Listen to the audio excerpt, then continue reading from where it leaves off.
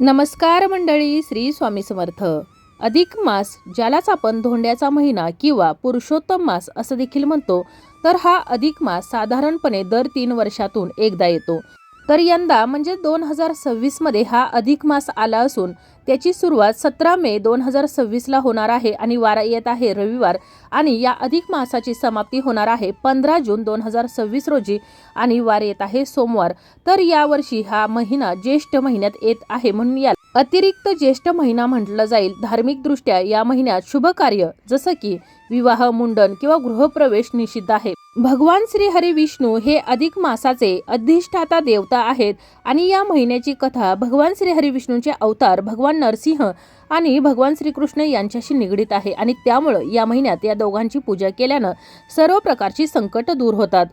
या अधिक मासामध्ये भगवान श्रीकृष्ण, भगवद्गीता, श्रीराम कथा आणि गजेंद्र मोक्ष कथेचे पठण तसेच भगवान श्री हरी विष्णूंच्या श्री नरसिंह रूपाची पूजा यांना विशेष महत्त्व दिलं जातं. या महिन्यातील पूजेचे स्वतःचे असे एक महत्त्व आहे. जे या महिन्यात उपवास, पूजा आणि प्रार्थना करतात तर ते सर्व पापांपासून मुक्त होतात आणि ते वैकुंठ प्राप्त करतात.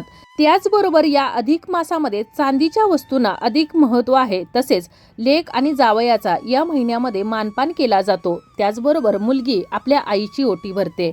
तर याविषयीचीच आपण अगदी थोडक्यात पण महत्त्वाची माहिती आज या व्हिडिओमध्ये पाहणार आहोत. लेक आणि जावयाचा मानपान कसा करावा, त्याचबरोबर मुलीनं आईची ओटी का भरावी, कशी भरावी, त्याचबरोबर चांदीचीच जोडवी किंवा चांदीचीच भेटवस्तू या अधिक मासामध्ये का दिली जाते आणि जोडवी सासरची का माहेरची, त्याचबरोबर जर आई नसेल तर मग कोणाची ओटी भरायची याविषयीची तसेच इतर देखील महत्त्वपूर्ण माहिती आपण या व्हिडिओमध्ये अगदी थोडक्यात जाणून घेणार आहोत. तर व्हिडिओ शेवटपर्यंत पहा, जेणेकरून महत्त्वपूर्ण माहिती तुमच्यापर्यंत पोहोचेल.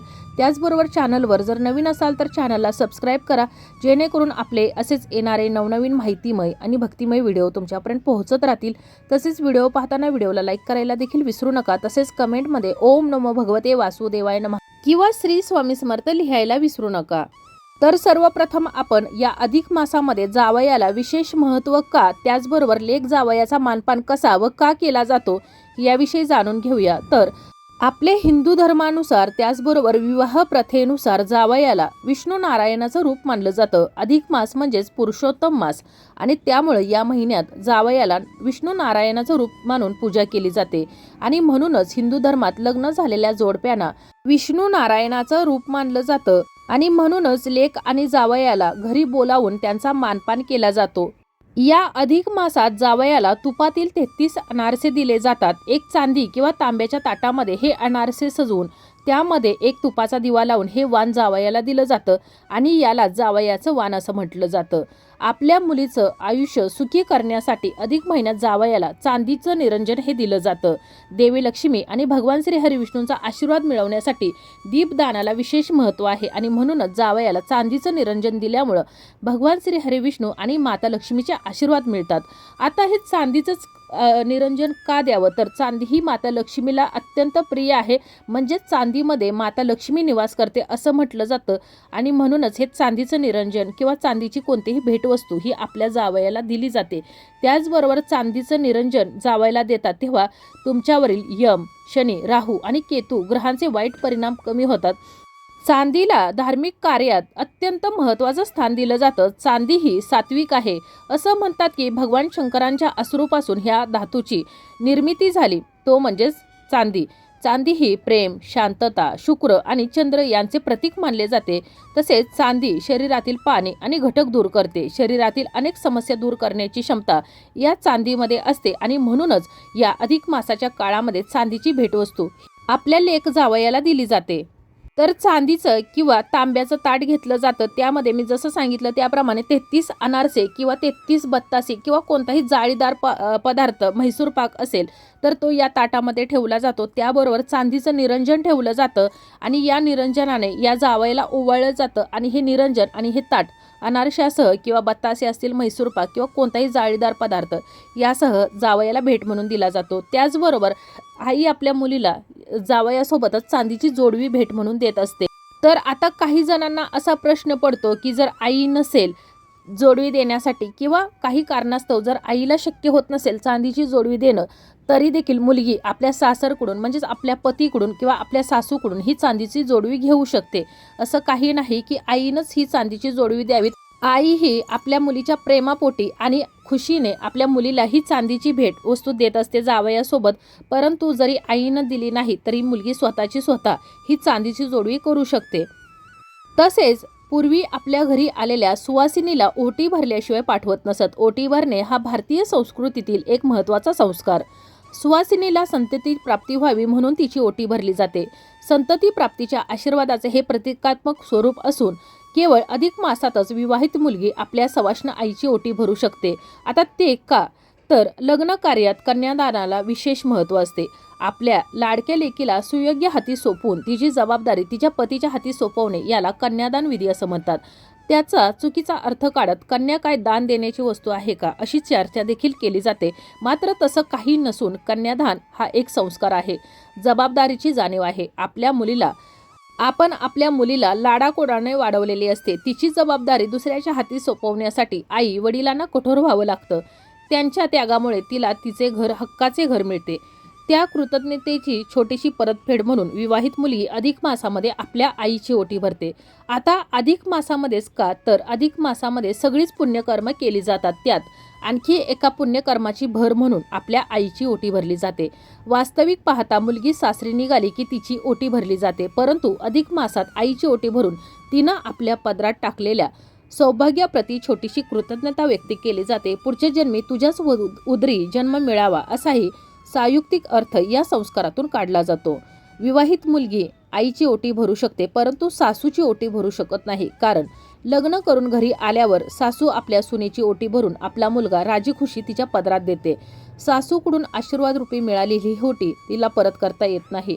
त्याचबरोबर विधवा स्त्रियांची देखील ओटी भरली जात नाही. म्हणून आईची ओटी भरणं जर शक्य नसेल तर अन्य कोणत्याही सुवासिनीची, तुमची वहिनी असेल, काकी असेल किंवा जवळची कोणतीही अन्य सुवासिन स्त्री असेल तर तिची खणनाराळ्याने ओटी भरायचं आहे. तसं केल्यानंही सौभाग्यवती स्त्रीचे मंगलमयी आशीर्वाद आणि शुभेच्छा आपल्याला व आपल्या परिवाराला लाभतात. याचा अर्थ आई विधवा असेल तर तिचे आशीर्वाद मंगलमयी नसतात का? तर असं काहीच नाही. विधवा स्त्री प्रजनन क्षमता असूनही पतीशिवाय गर्भधारणा करू शकत नाही आणि म्हणून तिची ओटी भरली जात नाही, पण तिला आदरपूर्वक नमस्कार करून तिचा आशीर्वाद घेतला जातो. ओटी म्हणजे काय, तर नाभीखालचं पोट म्हणजे जिथं स्त्रियांचा गर्भाशय असतो तर तो भाग, याला ओटी पोट असं देखील म्हटलं जातं. ज्याप्रमाणे मातीमध्ये नवनिर्मितीचे सामर्थ्य असते त्याचप्रमाणे स्त्रियांच्या ओटीत म्हणजेच तिच्या गर्भाशयात नवनिर्मितीचे, वंशवृद्धीचे सामर्थ्य असते. म्हणूनच केवळ विवाहित स्त्रियांची ओटी भरली जाते, विधवा स्त्रियांची ओटी भरली जात नाही. तर ही ओटी भरण्यासाठी लेकुरवाळं, हळकुंड, खोबरं, श्रीफळ, सुपारी, तांदूळ, हळदी कुंकू, 5 प्रकारची फळं या वस्तू घेतल्या जातात. तर या ज्या काही वस्तू ओटी भरण्यासाठी वापरल्या जातात तर त्यांनाही प्रतिकात्मक अर्थ आहे. या वस्तू मांगल्य, प्रेम, अखंडता, अक्षयता, विघ्न निवारक, सौभाग्यदायक, आरोग्यवर्धक, शुभदायी आहेत आणि म्हणूनच या वस्तू या ओटीमध्ये भरल्या जातात. आता आईची ओटी भरताना तुम्हाला या सर्व वस्तू घ्यायच्या आहेत. यासोबतच आईसाठी तुम्ही चांदीची जोडवी घेऊ शकता किंवा आईसाठी एखादी साडी घेऊ शकता. चांदीची वाटी किंवा चांदीचं निरंजन, कोणतीही चांदीची वस्तू तुम्ही आईला मुलगी भेट म्हणून देऊ शकते किंवा हळदी कुंकवाचा करंडा देखील भेट म्हणून देऊ शकते. जर देणं शक्य होत नसेल तर मग आपल्या आईला छानशी साडी भेट म्हणून ओटी बरोबर द्यायची आहे किंवा खणा नारळाने नुसती ओटी भरली तरी देखील चालेल. आता तुम्ही नुसती आईची ओटी भरणार तर आपल्या सासूलाही काहीतरी भेटवस्तू म्हणून द्यायची आहे. जरी तुम्ही सासूची ओटी भरू शकत नसाल तरी देखील तुम्ही तिच्या हातामध्ये एखादी चांदीची वस्तू, म्हणजेच तुमची जर सासू ही सौभाग्यवती असेल तर तिला मग चांदीचं हळदी कुंकवाचं निरंजन देऊ शकता किंवा इतर कोणतीही चांदीची वस्तू देऊ शकता, वाटी देऊ शकता, ताट देऊ शकता किंवा मग तुम्ही तुमच्या आईला जर साडी घेत असाल तर त्यासोबत तुमच्या सासूसाठी देखील छानशी साडी घ्यायची आहे. ज्याप्रमाणे तुम्ही आईला भेटवस्तू देणार आहात तर त्याचप्रमाणे तुम्हाला तुमच्या सासूला देखील भेटवस्तू द्यायची आहे. जसं अगोदर सांगितलं त्याप्रमाणे जर आई नसेल अधिक मासामध्ये ओटी भरण्यासाठी तर मग तुम्ही तुमच्या चुलतीची, काकीची, वहिनीची किंवा तुमच्या जवळपास कोणतीही सुवासिन स्त्री असेल तर तिची तुम्हाला ओटी भरायची आहे.